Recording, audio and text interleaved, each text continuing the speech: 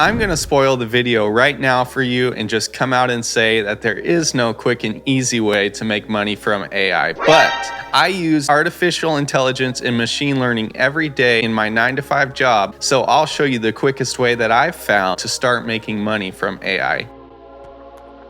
At this point, I've seen so many videos on YouTube claiming to have the secret to making money from AI, with everything from AI-generated coloring books to setting up astrologer AI chatbots. The sad truth about many of these ideas is that by the time we see them on YouTube, there's probably already hundreds of other people trying these same ideas that we would then have to compete with. In fact, I would go so far as to say that the creators of these videos are probably making more money off of the video than the idea itself. Otherwise, why would they be sharing it with us? So that brings us to the next big question, which is who is really making money off of AI right now? Well, there's a very small group of people making huge sums of money off AI right now. And this group consists of the tech companies that actually own the AIs and businesses who have then created AI apps using these solutions for their customers that they can then charge more for.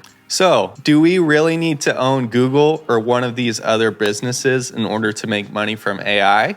Well, no. There's also a third group of people making money off of AI right now. And this third group of people is the engineers that actually build the AI and build these AI applications. According to Indeed, machine learning engineers are paid an average of $161,000 per year. But how can you become a machine learning or an AI engineer?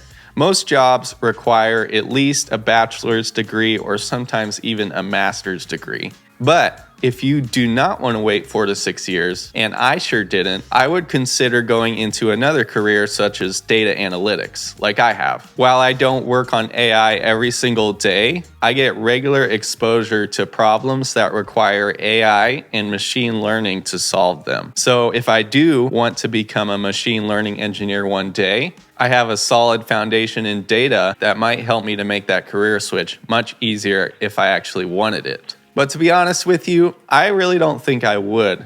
At the moment, I'm really enjoying being in the field of data and analytics as an analyst and an analytics engineer. I'm super happy with the amount of money that I make, and I get to work remote for 99% of the time. So if you actually want to hear my story of how I became a data analyst with no bachelor's degree, click on this video.